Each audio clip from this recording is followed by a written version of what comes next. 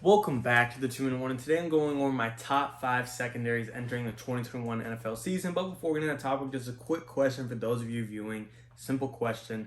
Who do you have as the number one cornerback in the NFL? You got to be in Jalen Ramsey, Jair Alexander, Xavier Howard, someone else, Stephon Gilmore, whoever it is, comment down below and I'll reveal my answer at the end. But getting straight into it, two honorable mentions before I get to my top 5 are the Minnesota Vikings. I really like what they did this year, adding Pat Pete. I like them as a whole with the defensive-minded team, and with their pass rush being good, I think their secondary is going to benefit with Pat Pete, Harrison Smith, Xavier Woods, Bashad Breeland. I really like their secondary this year. Again, not making the cut, but a good honorable mention. And the second honorable mention is going to go to the LA Rams. You might be surprised that they weren't on my list, but just losing John Johnson and Troy Hill, a starting safety and a starting slot corner, I got to hold them back this year. Of course, they got the star power in Jalen Ramsey, Darius Williams as well, Jordan Fuller. I like the Rams, of course, and that's why they're honorable mention. But losing John Johnson and Troy Hill takes them out of the top 5 for me. But getting in straight to it, number 5 is going to go to the Buffalo Bills. You could argue that Tre'davious White is the top 3 corner in the league, and that's already enough to really get you in the conversation. I know I might be contradicting to Jalen Ramsey, who's arguably the number 1 corner in the league. That would get you in the conversation, but I feel like the Bills have more behind White than the Rams have behind Jalen Ramsey. Again, Tre'davious White being with Micah Hyde, having Jordan Poyer as well, 2 great safeties in the NFL. I love this Bills team. Hopefully someone in the secondary really steps up as the number 2 corner. A lot of people like Teron Johnson. If you don't know who that is, that's the guy who made the pick 6 play in the divisional round against the Ravens last year. I don't want to say steal the game, but really put a Bills in a great position to take it away. And to me, while I love that play and I love that for the Bills, that play kind of really overhyped him a little bit, and I don't know how much I really believe in him. Kind of like the Malcolm Butler play with the Seahawks. Great play that really helped out the team at the time, but as far as your production, that really put your name above your production. I just don't know how good you really are. I need to see more. Again, not trying to, discredit the guy or saying he sucks, but I just do think his name might be bigger than his play at the moment. But again, Tre'davious White, Micah Hyde, and Jordan Poyer at the top puts the Bills at number 5 for me. Number 4 on the list is going to go to the New York Football Giants. I like this team a lot this year. Roster-wise, I have my questions on Daniel Jones and the offensive line, unfortunately for him, but I really do like this defense, especially the secondary if it's not obvious. I just think this year having James Bradbury alone is just like a Tre'davious White thing. It gets you in the conversation, but adding Adoree Jackson in free agency, that's the big thing, to have 2 reliable corners now. I like this secondary a lot. You got Logan Ryan and Jabril Peppers as well to fill out the safety position. You got other guys as well like Xavier McKinney to hopefully look into developing behind Adoree and James Bradbury to get just a little bit better. Giants, I think number 4 fits them well this year. Again, James Bradbury is a top 10 quarterback. Adoree Jackson's as good as you're going to get for a number 2 corner, at least by my eyes. There's other ones out there, but I'm just saying as far as number 2 corners in the league, Adoree Jackson's one of the best ones. And then again, Jabril Peppers, Logan Ryan, Xavier McKinney being behind them with a up-and-coming, well-rounded coach in Joe Judge. I really like this Giants team and secondary to go to the next level this year. Number 3 on the list is going to go to the Cleveland Browns.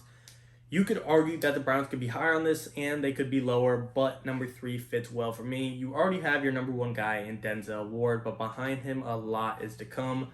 A reason the Rams aren't in the top 5 is because of them losing John Johnson and Troy Hill. Well, who got John Johnson and Troy Hill? The Browns got both of them, so that alone ups their rankings. But a couple other guys are getting back is Greedy Williams and Grant Delpit, 2 guys that we think have star-studded potentials, but didn't really play recently due to injuries and just not playing. Now with them coming back, that could really take this secondary to the next level, and getting one of the top corners in the draft in Greg Newsome. This Browns team changed a lot this year, and just like I said, the only reason you could, put them higher on this list is because on paper, you could argue they have one of the deepest secondaries, but a reason you could also put them lower is because they don't have any experience together. Like I said, Troy Hill, John Johnson, Grant Delpit, Greedy Williams, and Greg Newsome, 5 great guys, but 5 great guys that haven't really played a whole lot of defense, at least together. Denzel Ward as well, not being together, not having chemistry, not having experience together. You could hold them back as a factor as to why they're not top 3, just because them being inexperienced together. And I get that argument, but to me, they just have enough star power and enough depth to be able to be put over the Bills and Giants. But we'll just have to see how it pans out. Maybe they'll end the season as number 1. Maybe they'll end the season as the last. I don't know. But number 3 fits well for me. Number 2 on the list is going to go to the Baltimore Ravens. Marlon Humphrey, Marcus Peters, the 2 star power guys at the top. You got Jimmy Smith behind him. You got Deshaun Elliott behind him. You got Devon Young.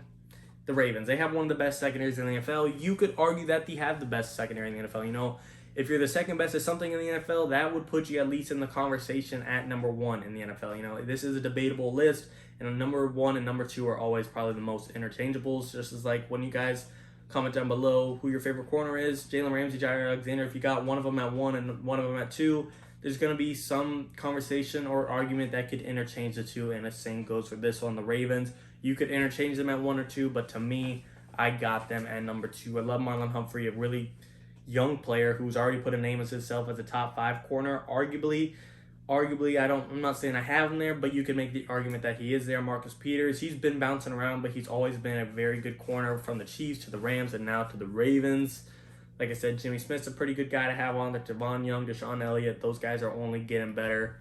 Ravens coached by a future Hall of Famer head coach, more likely than not, John Harbaugh. I like this team a lot. This Ravens secondary is really one of the reasons the Ravens have one of the best defenses in the NFL. If it weren't for them, Ravens wouldn't be half of what they are. Moving on to number 1, the finale goes to the Denver Broncos. This team added just as much as the Browns this year, yet they are already kind of a strong secondary. Having Justin Simmons and Kareem Jackson, 2 safeties that are already pretty solid duo in the NFL, you could argue that Justin Simmons is a top 5 safety. I don't know if I'd have him there. There's some good guys out there. Jamal Adams, this isn't in any order, I'm just rambling. Jamal Adams, Minkah Fitzpatrick, Derwin James, Budda Baker, Justin Simmons, Jesse Bates. That's a tough one. I think he'd be 5. I might kick out Budda Baker and put in Justin Simmons, but again, the argument can be made for him to be there. That's not really the point. He's a great safety, and that's the point. Having Kareem Jackson behind him, having a new up-and-coming rookie, Patrick Surtain, that's kind of a wild card and a question mark because you don't know what you're getting out of him just being a rookie, but he has the upside to be the number 1 rookie out of his draft. He has the upside to be Defensive Rookie of the Year, and to me, that's a pretty good corner to have on our team, a guy that has that type of potential. You added Ronald Darby and Kyle Fuller to reunite with Vic Fangio. Not Ronald Darby, but Ronald Darby, a guy that's, you know, had his up and downs. I think with the Denver defense that doesn't need him to be the number 1 lockdown guy is really going to help him play to his strengths and really shine for him to possibly be one of the better corners on that team just because he won't be needed to play absolutely everywhere. He could play to his advantages and strong sides. And then having Bryce Callahan as well, that's a great secondary. Like I said, Kareem Jackson, Justin Simmons, Bryce Callahan, Patrick Surtain, Ronald Darby, and Kyle Fuller. You typically only got 4 or 5 guys starting in the secondary at a time. They got 6 very high quality starters, and that shows you can always interchange guys, always have them at full rest, full energy because of the depth and star power you have. If you take Ronald Darby out to put Kyle Fuller in, or whatever combination you want to do, take out Kyle Fuller, put in Patrick Surtain, or whatever, you're not really losing a lot if you take these guys in and out, except the energy they are saving is worthwhile. And like I said, if you take out Kyle Fuller for Patrick Surtain, it's not like you went from your number 1 corner in the league to a bottom corner in the league. The guys are on the same par to a certain extent, and therefore that is why I got the Denver Broncos at number 1. And therefore, this is the reason we could see the Broncos make a playoff push. It won't be because of Drew Lock, it won't be because of their O-line, it won't be because of Melvin Gordon, won't be because of Noah Fant, Jerry Jeudy, Cortland Sutton. It will be because of what they got in the secondary of this team, the best one in the NFL, in my opinion. But again, just to go over the list, I had the Vikings and Rams as honorable mentions. If you could name other guys out there, Packers, I think, could be an honorable mention with Adrian Amos, Jair Alexander, Darnell Savage, Kevin King. You could mention other teams out there, of course. A lot of people like the Bucs. A lot of people like the Patriots. I didn't mention the Patriots because I don't know what's happening with Stephon Gilmore. I didn't mention the Dolphins because I don't know what's happening with Xavier Howard. But again, you can mention those guys. But again, the top 5 are going to go to the Bills at 5, Giants at 4, Browns at 3, Ravens at 2, and Broncos at 1. You guys tell me, do you agree or disagree with my list? And as always, of course, referring back to the question today, who's the number 1 corner in the league? Simple answer for me, Jalen Ramsey. I could see Jair Alexander take the crown soon, but right now, I have Jalen Ramsey holding the crown. As always, and of course, guys, thank you for watching. 2-minute warning.